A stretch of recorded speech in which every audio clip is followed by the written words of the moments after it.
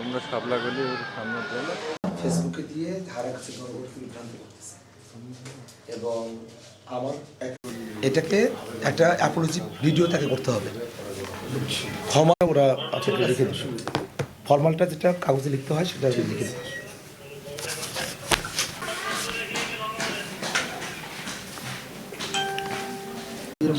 এটা হচ্ছে ওই সারাইতে দিয়েছিলাম। ওরা তো হারাগাছি দিতে পারে ভাই, সত্য বলতেছি, ওরা নামে হারাগাছি।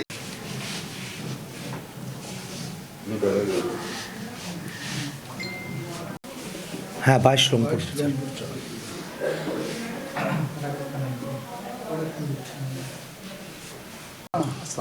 এমন সময় আসছেন দুপুর সময়, খাবার আয়োজন করতে পারেন যদি একটু বলেন। না হ্যাঁ আগে যান সবাই আসে আছে অন আছে। হ্যাঁ অন আছে।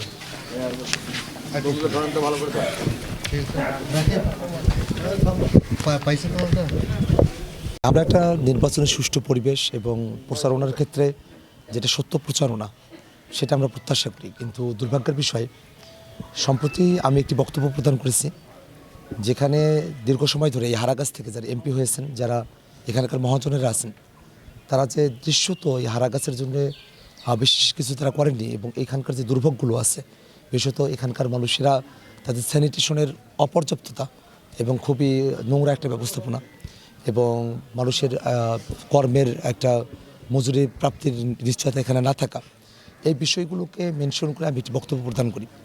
সেখানে এখানকার যারা মহাজন যারা আছেন বা এখানকার যারা দীর্ঘ সময় ধরে এমপি ছিলেন হারাগাছ থেকে, তারা যে আসলে এখানে কিছুই করেননি, সেই এখানকার নেতারা যারা তারা যে এখানে আসলে অকর্মার ভূমিকা পালন করেছেন সে কথাটি আমি আমার বক্তব্যে ফুটিয়ে তুলি। কিন্তু দুর্ভাগ্যের বিষয় সম্প্রতি 4 দিন আগে বিএনপির একজন কর্মী মোহাম্মদ রৌনক, তিনি তার ফেসবুকে আমার ওই বক্তব্যে পুরো বক্তব্যটা আপলোড না করে ছোট্ট একটি অংশ কাটপিস করে আপলোড করে, যেখানে হারাগাছের সকল জনগণকে ওই বক্তব্যের মধ্য দিয়ে, ওই ভিডিওর মধ্য দিয়ে এবং ক্যাপশনের মধ্য দিয়ে তারা হারাগাছের জনগণকে তারা অকর্মা হিসেবে সাব্যস্ত করে এবং যেটা আসলে সর্বৈব মিথ্যা এবং একটা সর্বৈব একটা মিথ্যা প্রোপাগান্ডা।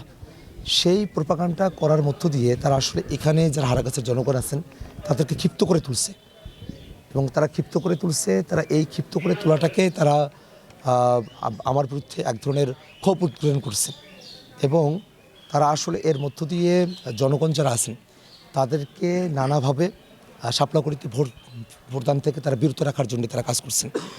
তারা এই যে ক্ষোভের উদ্গীরণটা হচ্ছে জনগণের মধ্যে এই কাটপিস বক্তব্যের কারণে, সেটা এখানে আমাদের একটা নিরাপত্তার ঝুঁকিও সেটা তৈরি করেছে।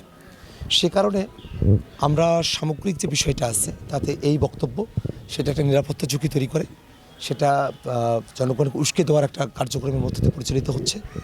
জনগণকে উস্কে দিয়ে এখানে নিরাপত্তা বিঘ্ন করার একটা ব্যাপার এবং একই সাথে এই যে ঘটনা সেটা নির্বাচনী আচরণবিধি, সেটা বাংলাদেশের যে পেনাল কোড আছে, একই সাথে যে সাইবার সেফটির বিষয়ে যে আইনগুলো রয়েছে সেগুলো সেটা ব্যত্যয় তৈরি করেছে।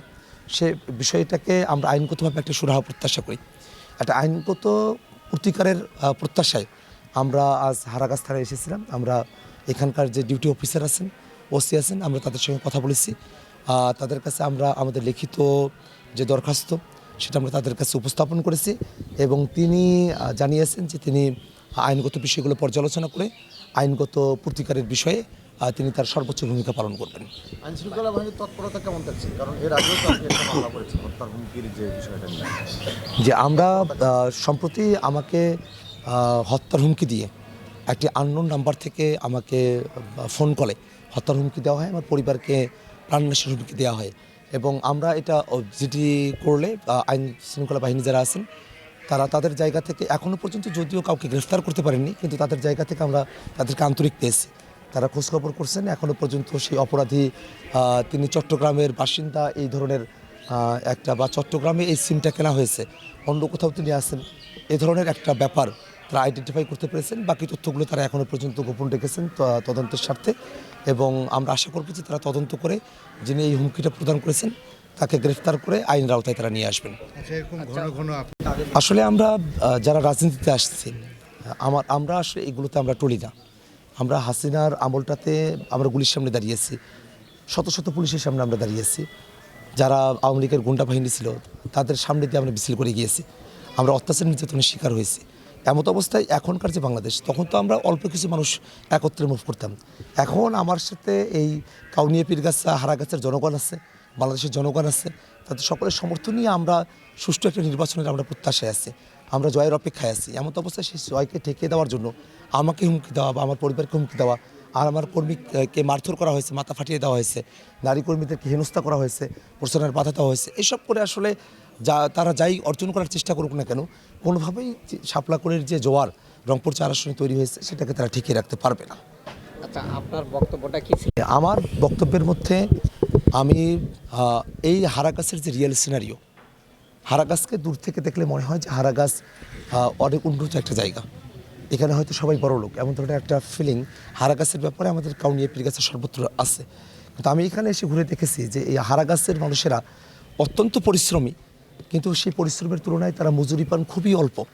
তাদেরকে এখানে বৈষম্যের শিকার করে রাখা হয়েছে, তাদেরকে লিটারেরি শ্রমিক শোষণ চলছে এখানে। এখানে এত পরিমাণে হাড্ডিসার মানুষ কাউনিয়া পীরগাছা আর কোথায় এত পরিমাণে হাড্ডিসার মানুষ আমার চোখে পড়ে নেই। এখানে কলোনিগুলোতে ভালো স্যানিটেশনের ব্যবস্থা নেই, অনেক মানুষের জন্য খুবই অপর্যাপ্ত কিছু টয়লেট এবং স্যানিটেশন ব্যবস্থা, এবং সেটা খুবই নোংরা, ড্রেনেজ ব্যবস্থাপনাগুলো খুবই এখানে সেটা ভাগাড়ে পরিণত হয়েছে ড্রেনগুলো। এমতো একটা অবস্থায় এখান থেকেই যারা নেতৃত্ব দিয়েছেন, এমপি হয়েছেন এতগুলো বছর ধরে, তারা আসলে হারাগাছের জন্য কিছু করতে পারেননি, তারা যে আসলে কাউনিয়া পীরগাছার জন্য কিছু করতে পারবেন না, তারা যে আসলে অকর্মা এটা আমাদের রংপুরের ভাষাতেই আপনি বলতে পারেন এটাকে, অর্থাৎ যারা তাদের কাজের দিক থেকে তারা অলস, তারা পিছিয়ে পড়ে আছে, যারা কার্যকর কোনো কিছু পদক্ষেপ নিতে পারেন না, কার্যকর কোনো কিছু করেন না, তাদেরকে আমাদের রংপুরের ভাষায় তাদেরকে অকর্মা বলা হয়। সেই অকর্মারা যারা এতদিন এখানে নেতা হয়েছেন, তারা যে হারাগাছের মানুষকে মুক্তি দিতে পারবে না, এই বক্তব্যই আমি উপস্থাপন করেছি। সেই বক্তব্যকেই হারাগাছের মানুষদেরকে সেই ভিডিওতে কাটপিস করে, তাদেরকে কাটপিস বক্তব্যে হারাগাছে মানুষদেরকেই অকর্মা হিসেবে সেই কাটপিস ভিডিওতে বিএনপির কর্মী যেটা আপলোড করেছেন সেখানে সাব্যস্ত করা হলো। এই বিষয়টাই এখানে এই ঝুঁকির জায়গাগুলো তৈরি করছে, এবং এভাবে নির্বাচনের যে পরিবেশ সেটাকে বিঘ্ন করার চেষ্টা করছে। আমরা এটার একটা আইনগত প্রতিকার প্রত্যাশা করি। আর একটা জিনিস একটু ক্লিয়ার বলি, একটা জিনিস এটা একটু জলকার আছে আপনাদের জন্যই আর কি। আমরা সম্প্রতি জানতে পেরেছি যে নির্বাচন কমিশন থেকে আইন করা হয়েছে, ভোট কেন্দ্রের 400 গজের মধ্যে কোনো ব্যক্তি তার মোবাইল নিয়ে প্রবেশ করতে পারবেন না, বা কোনো সাংবাদিকও সেখানে প্রবেশ করতে পারবেন না। এটা আসলে সুষ্ঠু নির্বাচনের ক্ষেত্রে এই পদক্ষেপ মোটেও এটা ভালো কোনো পদক্ষেপ নয়, বরং এটা সুষ্ঠু নির্বাচনকে বাধাগ্রস্ত করতে পারে। এমত অবস্থায় আমরা নির্বাচন কমিশনের কাছে আমরা দাবি জানাবো যে জনগণ তাদের মোবাইল নিয়ে কেন্দ্রে প্রবেশ করতে পারবেন, কিন্তু ভোট দেওয়ার পূর্ব মুহূর্তে সেখানে আলাদা মোবাইল রাখার জন্য বুথ থাকবে, সেই বুথে তারা মোবাইল জমা দিয়ে তারপরে তারা মারার জন্য তারা সেখানে যাবেন আর কি।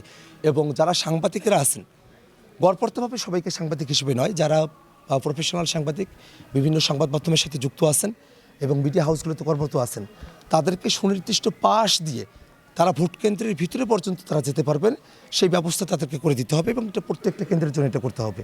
প্রয়োজনে সাংবাদিক একজন কোন আসনে তিনি এই প্রবেশাধিকারটা পাবেন সেটাও সুনির্দিষ্ট করা যেতে পারে, এবং এই বিষয়গুলো আজকের মধ্যে সুরাহা করতে হবে।